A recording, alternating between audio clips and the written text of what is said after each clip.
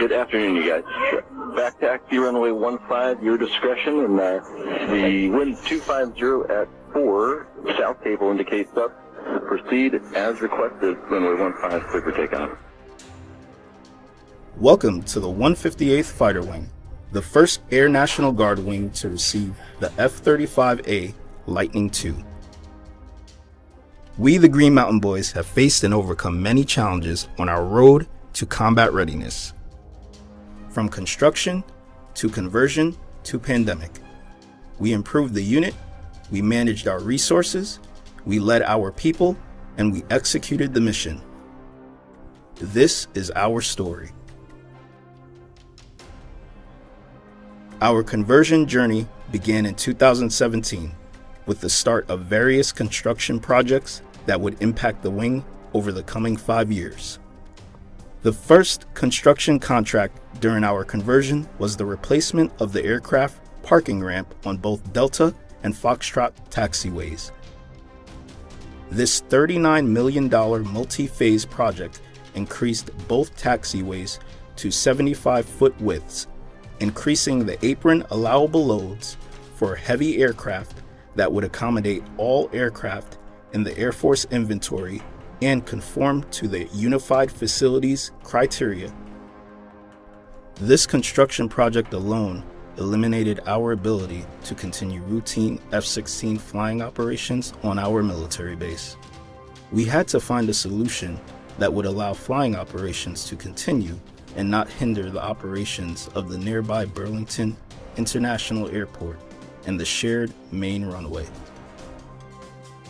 In what became known as VTing West, a small parking ramp on the civilian side of the airport provided a solution and became home to the diminishing F-16 fleet in late 2017.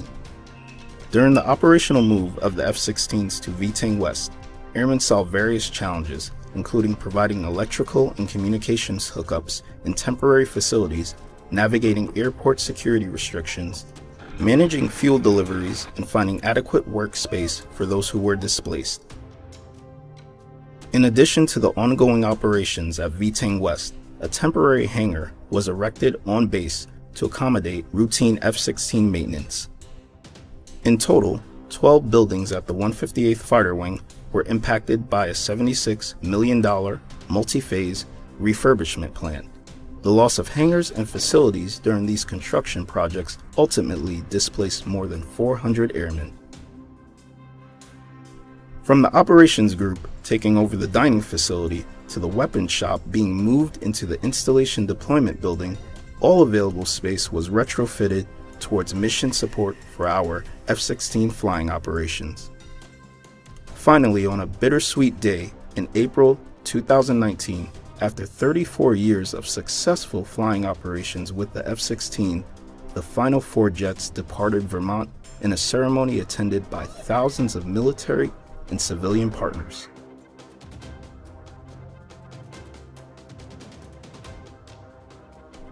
This departure signaled the Vermont Air National Guard's landmark transition to the F-35A Lightning II, and our focus shifted to preparing to accept in total 20 of the Air Force's newest 5th-generation fighter.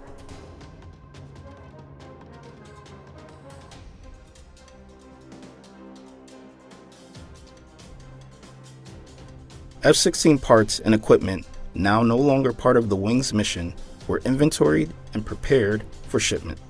New computer systems to support the F-35s were installed, F-35 simulators came online, and new equipment arrived, which was inventoried and inspected.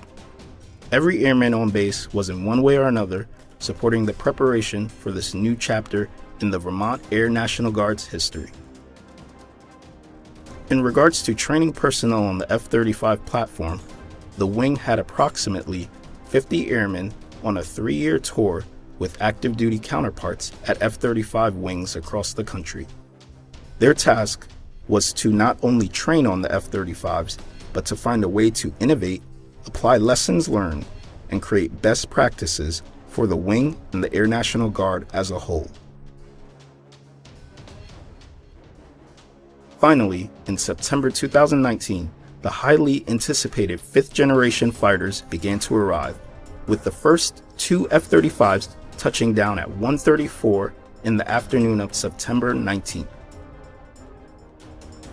As F-35 training started ramping up at home station, and with new aircraft arriving monthly, the unit, in an unprecedented move, deployed airmen in January 2020 for 3 months to Eglin Air Force Base, Florida. Only 4 months after the first aircraft arrival, flying operations would be split between home station and a deployment termed as Southern Lightning in order to refine skills and build experience with the new fighters. In March 2020, with Southern Lightning in full swing, we also conducted an exercise at home station to test command and control capabilities. This carefully orchestrated exercise was designed to challenge decision-making processes and communication flow that has not been tasked in many years. This readiness exercise prepared the unit for a real-world contingency only weeks later, state activation for the COVID-19 response.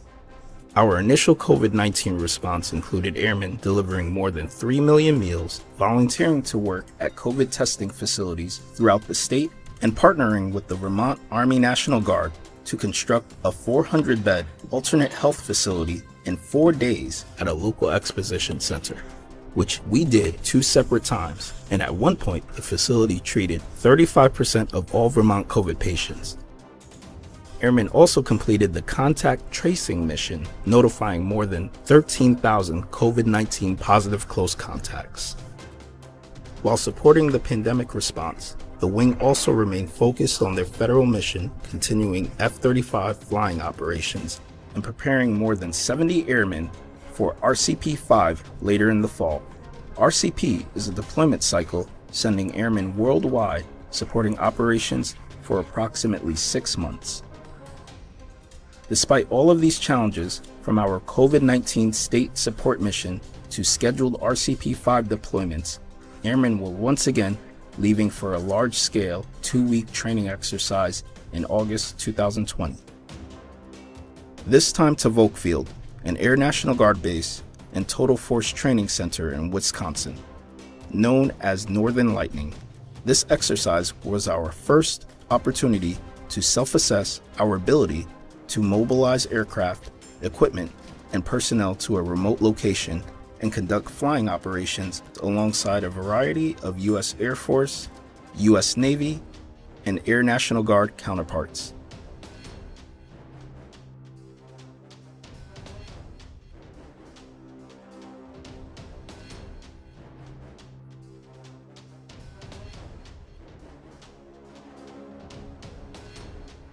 By January 2021, the 158th Fighter Wing deployed again, this time to Tyndall Air Force Base, Florida, to participate in the Weapon System Evaluation Program, moving us closer to becoming a combat-ready fighter wing, with an anticipated end of conversion with the F-35s in late 2021. The Vermont Air National Guard adopted 3 priorities to aid in accomplishing our end of conversion and becoming declared a combat-ready fighter wing: generate growth, maximize mission readiness, and build leaders, otherwise known as GMB. G. We continue to grow our manning levels, which is our #1 priority. In terms of end strength, the 158th Fighter Wing's goal is for 80% of all operation squadrons to reach a C1 rating, meaning the unit can complete most or all of its wartime mission. M. Maximizing mission readiness is being met through our internal programs, deployment exercises, and developmental opportunities. Airmen and their supervisors are working hard at this second priority from all angles. B. We remain focused on mission transition and combat readiness as we continue on this journey that will ultimately define our future and build our leaders for tomorrow. By the spring of 2022, just a few months out of conversion, 8 aircraft flown by the Vermont Air National Guard's 134th Expeditionary Fighter Squadron, along with more than 200 airmen, deployed to Spangdahlem Air Base, Germany, to support ongoing NATO air shielding missions. Maple 2-1. fun. We just did a flyover of Estonia, Latvia, and Lithuania.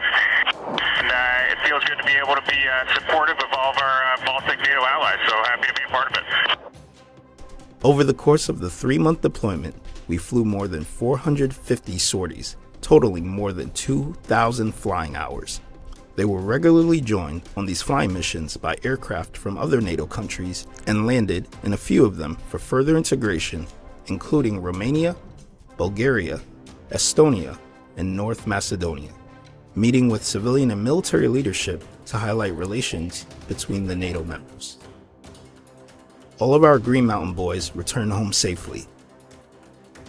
The 158th Fighter Wing is a premier unit with deep-rooted history and tradition of meeting both federal and state missions. We, the Green Mountain Boys, have faced and overcome many challenges throughout the years, never wavering in our commitment towards community, state, and nation.